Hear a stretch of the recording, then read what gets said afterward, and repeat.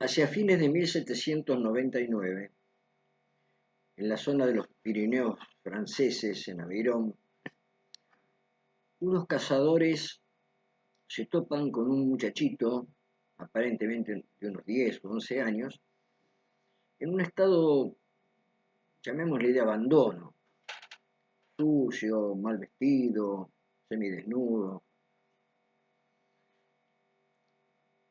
Y probablemente uno debe suponer que por una cuestión de compasión lo capturan, digámoslo así, y lo llevan a una casa, la casa de una persona, lo encierran en una cabaña a ver, bueno, qué se hacía con la situación de este pibe. El muchacho se escapa, porque era muy reactivo al contacto con las personas. Pero no mucho tiempo después, otra gente de la zona lo vuelve a encontrar y ahí ya consiguen retenerlo y lo llevan a un instituto de salud. Es importante ubicarnos en la época, estamos a fines de 1700, casi 1800, ya ha sucedido la Revolución Francesa, ya el pensamiento científico se está consolidando. En materia de medicina ya hay academia de medicina, ya hay institutos de salud. Poco tiempo antes, y esto es interesante, Rousseau publica su novela El Emilio, donde él plantea algo así como que el hombre por naturaleza es bueno y la sociedad lo corrompe. Y hace algunos planteos en materia de educación.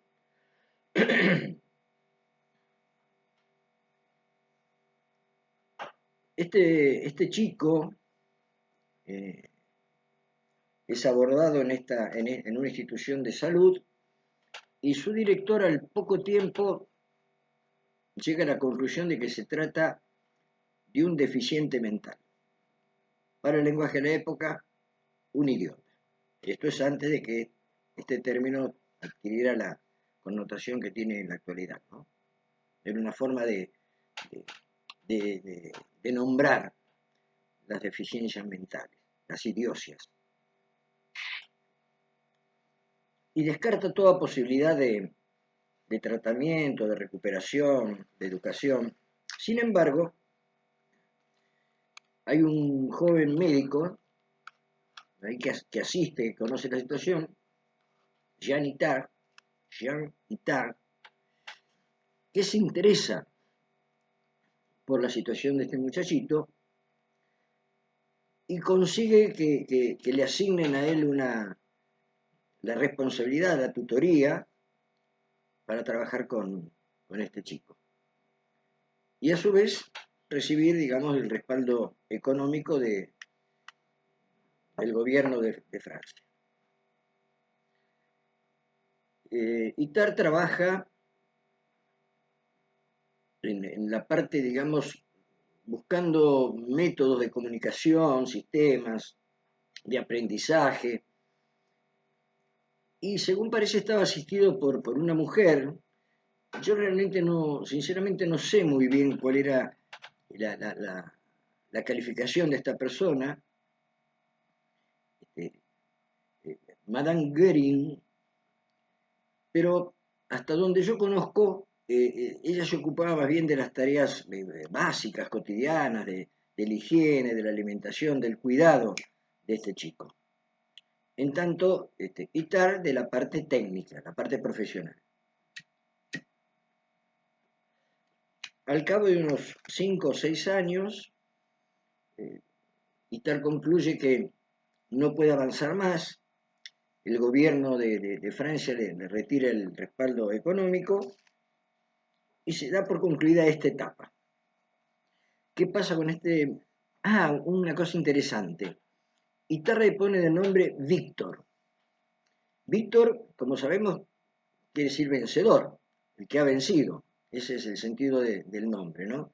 Y claro que no es raro, ¿no? Porque pensemos en un muchachito, en un chico que vivía solo, desprovisto de toda asistencia y que sobrevivió en medio del bosque, en una zona así muy agreste, durante todo el tiempo hasta que fue encontrado, años, realmente era un vencedor, ¿no? Difícil es imaginar que se tratara de un deficiente mental grave, como lo consideraba el médico que lo vio en primer lugar, por cuanto ha sabido resolver la subsistencia, los problemas de subsistencia, que no son pocos. Incluso parece ser que ha tenido algunos problemas de salud, lo cual es lógico. Se supone que ha tenido viruela por unas marcas que le habían quedado en la piel y sobrellevó todo eso, ¿no? Sobrevivió a todo eso. Por lo tanto, era un vencedor. Y entonces, Itar le pone el nombre Víctor, y así se lo conoce. Víctor, el niño salvaje de Aveirón. Hay muchas historias de lo que se llaman niños salvajes o niños lobos, algunos los han calificado, suponiendo en algunos casos, medio en términos de leyendas, de que algunos de estos chicos han sido criados por grupos de lobos. Bueno, el tema de este niño de Aveirón ha sido el más estudiado, el más conocido, el que se le ha prestado más atención. Pero volviendo a la época, hay algo muy interesante a considerar, que en base a este pensamiento de Rousseau, de que el hombre es bueno por naturaleza y la sociedad lo corrompe, una de las cosas que se preguntan los estudiosos de la época, insisto, que era una época donde la razón, la ilustración estaba en boga y se había posicionado frente a la tradicional mirada más religiosa, más teológica. Una de las cosas que se preguntan es, justamente en este caso, a ver si este muchachito, eh, crecido fuera del ambiente social, tenía estos dones, estas bondades, esta ética, esta capacidad moral de la naturaleza. Bueno, esto es toda una discusión. Y la otra tiene que ver justamente con las posibilidades educativas cuando se aplica, digamos, los recursos de la educación a una persona que se encuentra en estas circunstancias. Bueno, Itar llega a un punto que dice, después de 5 o 6 años, no me acuerdo bien, que la cosa no da para más, por lo menos con la metodología que él tenía a disposición, pero Víctor, así lo vamos a llamar como corresponde, queda a cargo de esta señora Madame Guérin y vive con ella. El gobierno de Francia le asigna una suerte de pensión mensual para que ella se ocupe de las cuestiones básicas de la subsistencia de Víctor. El trabajo de Itara ha sido documentado por él, con bastante minuciosidad. Después, espero no olvidarme, me gustaría retomar un poco algunos aspectos de la tarea de este hombre, de este médico, y pedagogo también. Pero hasta donde yo sé, no ha sucedido lo mismo con la situación, el tiempo que vivió Víctor con Madame Guérin, en su casa y con sus maridos. Pero ha quedado, digamos así, como una suerte de tradición oral, que es lo que yo recibí de mis profesores, que sin ningún método particular, sino con la simple convivencia, con la complejo que es la convivencia, eh, Víctor adquirió, digamos, conductas sociales. Parece ser que no llegó a a desarrollar el lenguaje, pero sí conductas, digamos, de convivencia. De hecho, esto sí es un dato conocido, Víctor muere alrededor de los 40 años, 40, 41 años, si no me equivoco, de una neumonía, de una enfermedad. Pero de los 10 o 11 años, 5 que estuvo bajo la atención del médico, el resto los vivió, y los vivió con esta mujer, convivió con ella, con su familia. Por lo tanto, lo que señalaban aquellos profesores a los que yo hacía referencia es que más allá de lo metodológico, hay otros aspectos que juegan en la educación de la persona que tienen que ver con lo cotidiano, que es algo que siempre volvemos un poquito a lo mismo.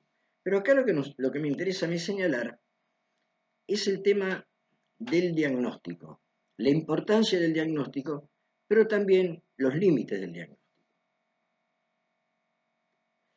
Ese es el tema de hoy. Volviendo al caso de Víctor, una cosita más, se ha seguido discutiendo, incluso hasta la actualidad, cuáles eran los rasgos o la calificación, digamos, diagnóstica de su caso. Incluso en la actualidad, algunos estudiosos lo están tratando de ubicar o ven elementos como para ubicarlo dentro de lo que hoy se conoce como el espectro autista. En cuanto al diagnóstico, que es el tema que me interesa para hoy, para compartir, no hay ninguna duda de la importancia del diagnóstico en materia educativa cuando está referido a chicos y chicas que presentan rasgos diferenciados del común de sus coetáneos. Pero permítame una comparación un tanto burda, no demasiado exacta, pero que a lo mejor me ayuda a ilustrar lo que quiero decir.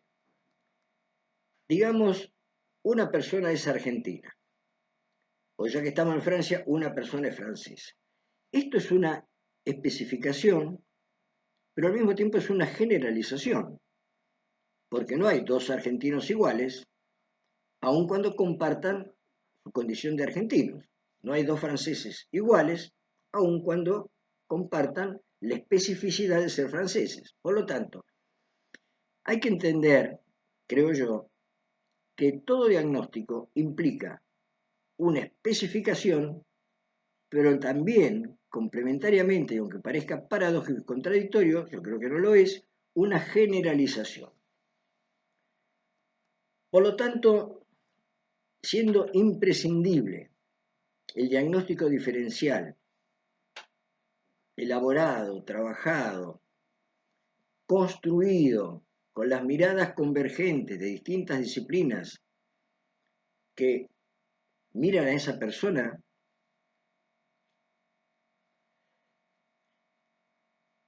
este rótulo, que es la conclusión diagnóstica, si bien especifica algo que está sucediéndole a esa persona, no deja de ser una generalización respecto de otras personas a las que le cabe el mismo rótulo. Entonces decimos en la educación especial, síndrome de Down. Pero hoy sabemos que el síndrome de Down en tal pibe o en tal piba no encarna igual que en tal otro. Nos da algunos rasgos comunes, pero no nos agota el tema del conocimiento de esa persona en particular. Y lo mismo con cualquier otro diagnóstico diferencial.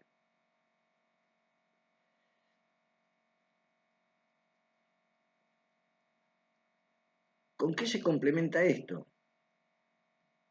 Vuelvo a lo de siempre, con el conocimiento cotidiano, cercano, profundo, dinámico de esa persona en particular, de parte de aquellos que tienen la responsabilidad, en nuestro caso, en nuestro tema, de trabajar educativamente con esa persona.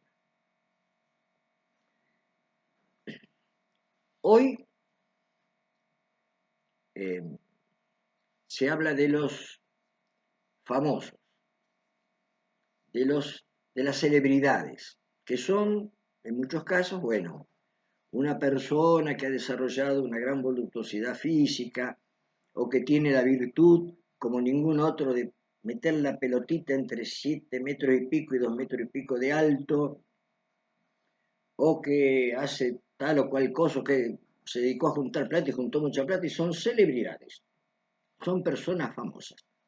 En la otra punta de esta mirada está aquello que yo lo denomino la sacralidad de lo pequeño. En muchas culturas, no la nuestra, hay una comprensión de lo sagrado prácticamente en toda forma de vida, de hecho, pero además en el árbol, en la montaña, en el río. Cuando uno habla de lo sagrado, una primera acepción de esto es del orden de lo religioso, pero hay una segunda acepción, que es a la que yo me refiero, que es aquello que merece el máximo respeto, una especial consideración, el cuidado de no ofenderlo. Bueno, en esta cosa, encuadrándola dentro de la persona humana, no generalizándolo a toda forma de vida, sino en este caso a las personas humanas, bueno, entender la sacralidad de cada una de las personas, de todas, sí, de todas. Los buenos, los malos, los lindos, los feos, los muy inteligentes, los menos inteligentes, todos, en tanto individuo humano, a mi entender, debe serle reconocida esta sacralidad, que implica que el respeto absoluto, el cuidado, no ofenderlo. En materia educativa, uno debe plantearse, ¿y si el otro me ofende? Si el alumno me ofende, bueno, esto no me autoriza a yo responderle ofendiéndolo a él. Hay un dicho del Mahatma Gandhi que dice, ojo por ojo y el mundo se queda ciego.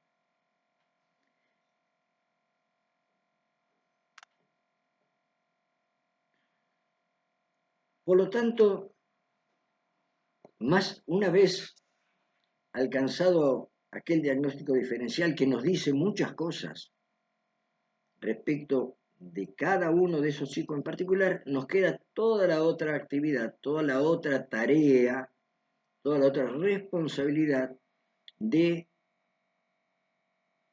asumiendo esta sacralidad del individuo, interesarnos y acercarnos en un intento de comprensión, de comunicación, de conocimiento de esa persona en particular. Y en este sentido, así como Madame Guérin consiguió logros que profesionalmente no había alcanzado aquel doctor, ver por otras vías que no necesariamente tienen los rasgos de lo estrictamente técnico y profesional, sino de lo humano, de la cercanía, del respeto, de la comunicación, del interés, de la mirada y de la escucha atenta, complementar todo lo técnico, todo lo disciplinar que uno debe poner en juego en materia educativa. Y como dije que no me quería olvidar de otros rasgos de este señor Jean Guittard.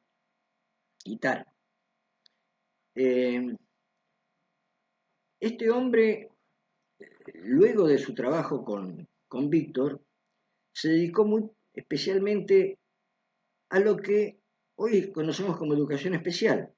Fíjense, fines del siglo XVIII, principios del XIX. Y se dedicó al trabajo con los chicos sordos, con los chicos ciegos, incluso desarrolló algunos criterios que después dieron lugar al sistema Braille, y se lo considera una especie de precursor de lo que más tardíamente se conoce como educación especial.